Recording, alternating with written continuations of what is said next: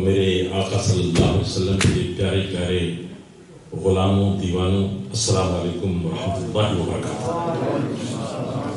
فتح باب نبوت پہ بے حد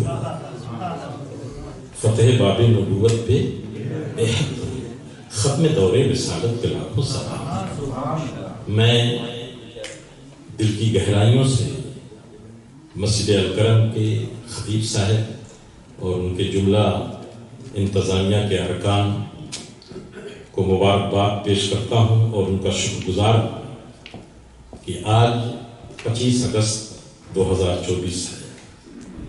مسجد الکرم کے زیر سایہ انہوں نے ختم نبوت کا انعقاد کیا اور پیاری تقریب کو سجایا۔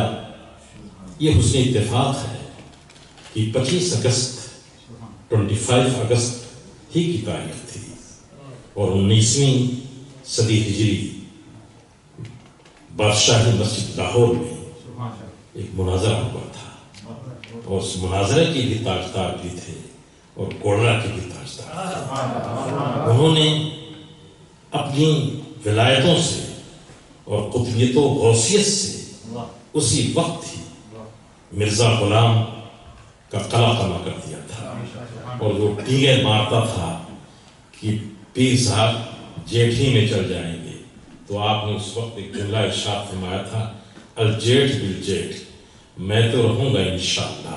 اور دنیا نے یہ دیکھا کہ جب حضرت پیر جماعت علی شاہ صاحب رحمۃ اللہ تعالی علیہ مناظرہ کے لیے تشریف لائے اور اعلان فرمایا کہ وہ آئے، علماء موجود تھے۔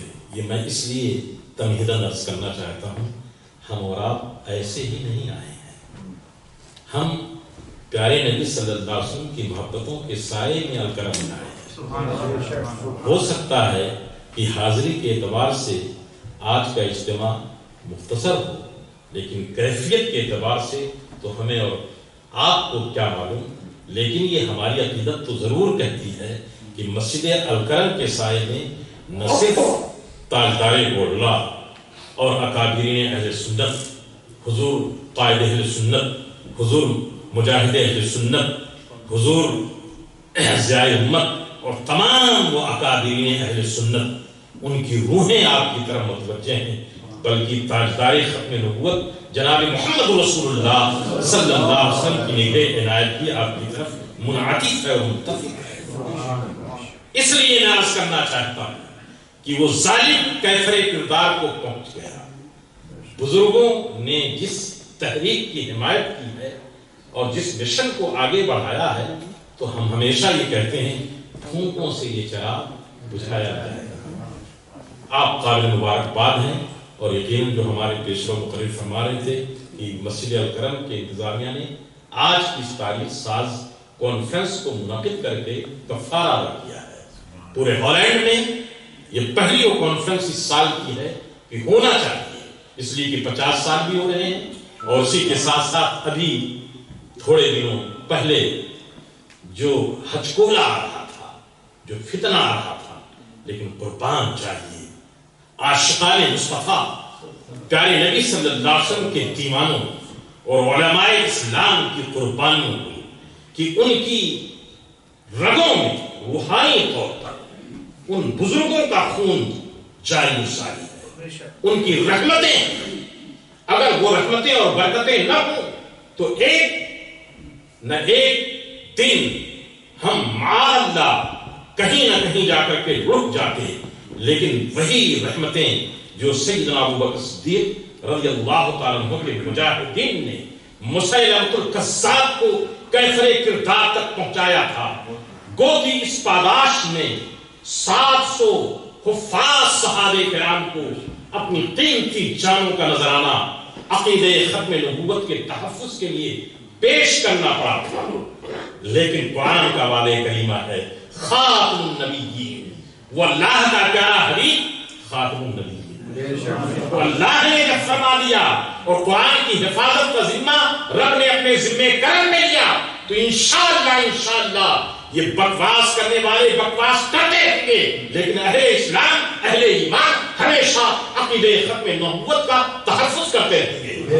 اور حبیب چشتی صاحب قبلہ نے بڑی خوبصورت سے ان تمام چیزوں کو اور مجھ سے پیشور ڈاکٹر اشفاق صاحب نے بہت ہی دستاویز کو پیش کیا. اس کے میں نہیں جاتا ہوں, صرف میں آپ کی توجہ اس طرف مرکوز کرانا چاہتا ہوں کہ وہی وہ خون جگر ہے, وہی یہ روح کی بالغی ہے کہ 1953 میں جب یہ تحریک چلی, ابھی 6-7 سال ہی گزرے تھے کہ ایک نیا ملک خدا داد مسلمانوں کو ملا تھا. لیکن فتنہ تو فتنہ ہوتا ہے, فتنہ پردازوں نے پھر یہ چھیڑا. تو اس وقت بھی علماء اہل سنت تاجدار گولڑا کی بات سے شروع ہوتی ہے. اس دور کی میں بات کر رہا ہوں اور اس دور کی بات میں کر رہا ہوں. 1953 میں تحریک چلی. آپ کو معلوم ہے لاہور کی پوری سرزمین مسلمانوں کے خون سے لالاسار ہو گئی. 10,000 وہ ملک جو لا الہ الا اللہ محمد رسول اللہ کے نام پہ حاصل ہوا تھا. لیکن آپ سیاست کو دیکھیں, فتنے کو دیکھیں, ظلم کو دیکھیں, آقا کے غلاموں کے مظلوموں کو دیکھیں کہ ان کو دبانے کے لیے, ختم کرنے کے لیے گولیاں چلائی گئی, شہید کیا گیا. لیکن خدا کی قسم آج بھی تاریخ اسلام لاہور میں یہ بات ملتی ہے کہ جانوں کا نذرانہ وہ پیش کرتے ہیں لیکن وہ ختم نبوت کا نعرہ لگاتے رہے. آج بارے ختم نبوت کا نعرہ لگاتے رہے. فتنہ فتنہ ہوتا ہے دوستو. ابھی ڈاکٹر صاحب فرما رہے تھے, وہ تو اس کے مہدیت کی بات, محدثیت کی بات اور مسیح مسیحیت کی بات, یہ ساری چیزیں ہیں. لیکن اس کی کتابوں میں تو ایسی بات ہے کہ اس کو پڑھتے ہوئے بھی گھن محسوس ہوتی ہے. نہ عوام الناس میں اور مہذب طبقے میں اس کو بیان کیا جا سکتا ہے کہ کیسا کنفیوژن اور کیسا کچبج اور کیسا آراد دماغ تھا کہ اس کو خود نہیں معلوم تھا کیا تھا کیا نہیں تھا, مرد تھا کہ عورت تھا, کیا تھا کچھ نہیں تھا, کچھ نہیں معلوم. لیکن فتنہ فتنہ ہوتا ہے, لوگ چل جاتے ہیں اور ایک جتھا ہو جاتا ہے. اگر یہ علماء اہل سنت ان کی رہبری اور ہدایت اور ان کی تحریک نہ ہو تو فتنوں کی زد میں جماعت پر جماعت آ جاتی ہے. لیکن خدا سلامت رکھے علماء کی قیادت کو بھی اور عاشقان مصطفیٰ صلی اللہ علیہ وسلم کی محنتوں کو بھی. اللہ اکبر. بات کرتے ہو اور سمجھانے کی, ان علماء اعلام کو سمجھانے کی ضرورت ہوتی ہے کہ قادیانیت اور احمدیت کی حماقت کا کیا حال ہے. ابھی اس کا موجودہ جو خلیفہ جو ہے 5 منٹ آپ سن لیجئے, ہمارا ایک ناظرہ خواہ امام عالم اگر سن لے اور بتائے گا آپ کو کہ الحمد و شریف بھی صحیح وہ نہیں پڑھ پاتا, پھر بھی دعوی اسلامی ہے, پھر بھی وہ اپنے آپ کو مجددیت اور خلافت کے مقام پر فائز کرنا چاہتا ہے, لیکن پھر بھی لوگ فتنوں میں مبتلا ہو جاتے ہیں. انہیں فتنوں سے آگاہ کرنے کے لیے نئی نسلوں کو ضرورت ہوتی ہے کہ آگاہ کیا جائے کہ فتنہ چمک دمک کے ساتھ آتا ہے. ہم دیوار مصطفیٰ ہیں, اللہ کے پیارے حبیب صلی اللہ علیہ وسلم کے غلام ہیں. سلفن و خلفن قرآن کے حکم کے مطابق عقیدہ ختم نبوت یہ اجماعی مسئلہ ہے, ضروریات دین سے ہے, ذرا بھی اس میں کمپرومائز نہیں کیا جا سکتا, ٹچ سے ٹچ نہیں کیا جا سکتا. اس لیے اس وقت سے لے کر کے آج تک اور قیامت تک انشاءاللہ علماء اپنا حق ادا کرتے رہیں گے. اسی لیے علماء نے فرمایا کہ اگر کوئی ہمارے نبی کے ساتھ, علامہ عبدالغنی ناروسی فرماتے ہیں حدیقہ لبدیہ میں کہ اگر ہمارے نبی کے ساتھ اور اس کے بعد بھی یعنی حضور صلی اللہ علیہ وسلم کے ظاہر زمانے کے بعد بھی نبی تجویز کرتا ہے تو قرآن کی تکذیب لازم آئے گی, کیونکہ قرآن کہتا ہے خاتم النبیین, وہ اللہ کا پیارا رسول خاتم النبیین ہے, اور خاتم النبیین کی تشریح, اس کی تفسیر اللہ کے پیارے حبیب سید دو عالم صلی اللہ علیہ وسلم نے خود فرمائی لا نبی بعدی, میرے بعد کوئی نبی نہیں. فتنوں کی بات میں آپ کے ذہن کو عوامی سطح پر اپنے عوامی اہل سنت کو, یہاں سرینام کا ایک بہت بڑا طبقہ اس ملک میں ہے اور الحمدللہ دین و سنیت کا کام انجام دے رہا ہے. حضور خلیفہ اعلیٰ حضرت مولانا شاہ عبد العزیز صدیقی میٹھی رحمۃ اللہ تعالی علیہ کو خدا سلامت رکھے کہ ظفر اللہ خان اسی وقت وزیر خارجہ ہو گیا تھا. کہاں پاکستان ہے, برصغیر ایشیا کہاں ہے, ساؤتھ افریقہ میں بھی قادیانیت پھیل چکی تھی. مبلغ اسلام وہاں پہنچتے ہیں، لوگوں کی ہدایت کرتے ہیں اور لوگ اپنے ایمانوں کا تحفظ کرتے ہیں. یہ خلیفہ اعلیٰ حضرت مولانا شاہ عبد العلیم صدیقی بیٹھ رحمۃ اللہ علیہ. اس کے بعد 1964 میں ایک بڑا طبقہ، آپ کو معلوم ہے، اگر قائد اہل سنت علامہ شاہ احمد نورانی صدیقی رحمۃ اللہ علیہ کی تربت اطہار پر رب رحمتوں کی بارش فرمائے اور تمام اکابر اہل سنت کی قبروں پر رحمتوں کی بارش فرمائے، لیکن اے قائد اہل سنت علامہ شاہ احمد نورانی صدیقی، آپ کی صداقت کو، آپ کی حقانیت کو، آپ کی استقامت کو ہزاروں ہزار سلام ہو کہ جس طرح سے آپ نے اپنے جد کریم سے جو پیمان وفا باندھا تھا اس کا حق ادا کیا. رب تبارک و تعالی صبح قیامت تک آپ کو بلند سے بلند کرتا رہے گا. اور یہی وجہ ہے کہ وہ بلند سے بلند، ان کی پگڑی پاک کو لوگوں نے گرانے کی کوشش کی، لیکن میں سمجھتا ہوں عقیدہ ختم نبوت کے تحفظ میں انہوں نے جو اعلیٰ کردار کا فرمایا کہ قائد اہل سنت روز بروز گنبد خضرا کی چھاؤں میں سبحان اللہ اپنے پیارے آقا صلی اللہ علیہ وسلم کے قدموں کے نیچے نظر آ رہے ہیں. سورینام میں بہت بڑا فتنہ تھا، گٹمٹ تھا، ایک طرف ہندوت کا بڑا فتنہ تھا، لیکن مذہبی طور پر مسلمان نے چونکہ یہ داخل ہو کر کے قادیانیوں کا، احمدیوں کا بڑا فتنہ تھا. حضرت گئے تو بالکل چراغ پائے ہو گئے، یہ کون آ گیا؟ ان کو تو معلوم تھا کہ مبلغ اسلام مولانا شاہ عبد العلیم صدیقی بیٹھے رحمۃ اللہ تعالیٰ علیہ کا یہ صاحبزادہ ہے. حضرت بڑے اچھوتے انداز میں تبلیغ فرماتے تھے، 4 گھنٹہ قرآن شریف کی تلاوت کر کے پورا سورینام دیوانہ ہو گیا. قائد اہل سنت کے جھنڈوں کو دیکھ کر کے، ان کی حقانیت کو دیکھ کر کے، ان کی تلاوت کو سن کر کے اور ان کے نورانی چہرے کو دیکھ کر کے. لیکن قادیانی اور مرزائیوں کے پیٹ میں درد اٹھنے لگا. تو اب ظاہر سی بات ہے یہ جاہل کسی عالم سے کیا مناظرہ کر سکتے ہیں، لیکن بکواس کرتے ہوئے حضرت کو بھی مناظرہ کا چیلنج کر دیا. حضرت نے ایک تقریر میں یہ فرما دیا تھا کہ کیا حال ہے تم لوگوں کا، یہ تو نجاست غلیظہ کھاتا ہے.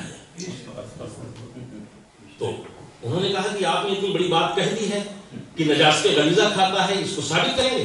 حضرت نے فرمایا کہ ہاں. مناظرہ ہوا. قائد اہل سنت علامہ شاہ احمد نورانی صدیقی رحمۃ اللہ تعالی علیہ گئے اور اس وقت کے جو حجاج ائمہ میاں جی حضرات تھے، فرمایا کہ دیکھو بات یہ ہے کہ مرزا غلام احمد قادیانی نے اپنی کتاب میں یہ لکھتا ہے کہ جو جھوٹ بولے وہ غلاظت غلیظہ کو کھاتا ہے. مقدمہ کیا ہوا؟ جو جھوٹ بولے وہ غلاظت نجاست غلیظہ کو کھاتا ہے. اور میں کئی بار جھوٹ بول چکا ہوں، تو اس کی بات ہی سے یہ ثابت ہو گیا کہ مرزا خود اقرار کر رہا ہے کہ میں نجاست غلیظہ کو کھا رہا ہوں. چاروں شانی چٹ ہو گئے. یہ حضرت رحمت اللہ تعالی کی مسائل جمیلہ تھی. اور حضرت چشتی صاحب نے بڑی خوبصورت سے پارلیمنٹ کے ان تمام ریکارڈ کو پیش کیا. یہ صدیق اکبر رضی اللہ تعالیٰ عنہ اس جماعت اہل سنت اور تمام ابھی زیمت علیہ رحمت الرضوان کا ذکر ہوا. یہاں میں نے خود اسی مسجد میں جب حضرت تشریف لائے تھے تو اس واقعے کو بیان کیا تھا. ہمارے اکابر نے کتنی محنت فرمائی. قائد اہل سنت رحمت اللہ تعالی نے مسودہ اور جو ترمیم اور جو تجویز پیش کی تھی، یہ اہل سنت و جماعت آپ کو مبارک ہو کہ حضرت علامہ شاہ احمد نورانی صدیقی رحمت اللہ تعالی علیہ مسٹر وزیر اعظم بھٹو کے سامنے بات کرنا کوئی معمولی معاملہ نہیں تھا، لیکن یہ ان کی بصیرت تھی، یہ ان کی سیاست تھی، صدیق اکبر کا خون تھا کہ آپ نے جس طرح سے گفتگو فرمائی منطقی انداز میں. اس نے کہا ٹھیک ہے میں بھی رسول اللہ صلی اللہ علیہ وسلم کا امتی ہوں. جب بعد میں کہا کہ یہ سیاسی معاملہ ہے اور آپ لوگ مدرسے میں اور دارالفتا میں طے کر لیجیے، تو آپ نے فرمایا کہ اسلام کا معاملہ ہے اور آپ کی پارٹی میں بھی لکھا ہوا ہے کہ اس پارٹی کا دین اسلام ہوگا، تو آپ کا بھی معاملہ ہے. تو اس نے کہا میں آپ کا ساتھ دوں گا.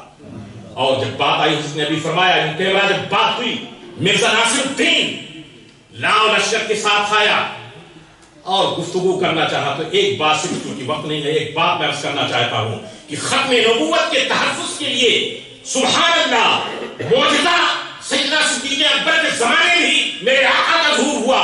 ہر زمانے میں معجزات اور کرامات کی انشاءاللہ تعالی اس کی برکتوں کا ظہور ہوتا رہے گا. ایک کیمرہ پوری بلڈنگ جو ہے وہ ایسی کی تھی، کہیں سے کوئی سوراخ نہیں تھا، لیکن جب ناصر الدین اپنے دستاویز کو پیش کر رہا تھا، بلڈنگ کی چھت سے نجاست گرتی ہے اور پھر نجاست گرتی ہے، لیکن کہاں سے نجاست آ رہی ہے؟ اور وہ کہتا ہے ڈسٹنس. یہ تھا پیارے حبیب صلی اللہ علیہ وسلم کے عقیدہ ختم نبوت کے سلسلے میں جو محنت فرما رہے تھے۔ رب نے دکھا دیا کہ تم جو دعویٰ کرتے ہو، تمہارا جو معاملہ ہے وہ جھوٹا بھی ہے اور وہ نجس بھی ہے، اس لائق نہیں ہے کہ کوئی اس کو طہارت کے طور پر بھی دیکھے، بلکہ نجس ہی نجس ہے۔ اس لیے عزیزان ملت اسلامیہ، ہماری اور آپ کی یہ ملی ضرورت ہے کہ ہم اپنے بچوں کو، یہ بہت ایمان کا معاملہ ہے، ذرا بھی اس میں کوئی انحراف ہوا تو آپ کیا بتاؤ گے۔ اب میں نے جس آیت کریمہ کی تلاوت کی ہے اس کا ترجمہ حضرت ضیاء الامت نے جو اس کی تشریح فرمائی تھی ایک تقریر میں، اس کو عرض کر دینا چاہتا ہوں۔ قرآن کہتا ہے کہ یہ محمد عربی تمہارے مردوں میں سے کسی کے باپ نہیں، یہ باپ نہیں ہے، کیونکہ آپ نے سنا کہ حضور کی اولاد امجاد میں سے جو بچے تھے وہ نابالغین میں اس دنیا سے تشریف لے گئے، کسی مردوں کے باپ نہیں، وہ اللہ کے رسول خاتم النبیین ہے۔ مجھے آپ بتاؤ، قرآن یہ کہتا ہے وہ کسی کے باپ نہیں۔ ضیاء امت نے اس موقع پر یہ فرمایا تھا، قرآن یہ کہنا چاہتا ہے کہ وہ کسی کے باپ نہیں، وہ اللہ کے رسول اور خاتم النبیین ہے۔ باپ کی شفقت دنیا میں کام آتی ہے، بچپن میں کام آتی ہے، اس دنیا میں کام آتی ہے، لیکن یہ آمنہ کا لال تمہاری دنیا میں بھی کام آتا ہے اور تمہاری آخرت میں کام آتا ہے۔ اس لیے قرآن کہتا ہے تمہارے مردوں میں کسی کا باپ نہیں، وہ اللہ کے رسول اور خاتم النبیین ہے، اور میرے آقا سید دو عالم صلی اللہ علیہ وسلم خاتم النبیین ہے۔ خود میرے آقا نے فرمایا انا خاتم النبیین ولا نبی بعدی۔ میں پھر مبارکباد پیش کرتا ہوں، دعا کرتا ہوں کہ اللہ تعالی ہمیں اور آپ کو اس تحریک سے جڑا رکھے اور اس کی برکت عطا فرمائے برحمتک یا ارحم الراحمین۔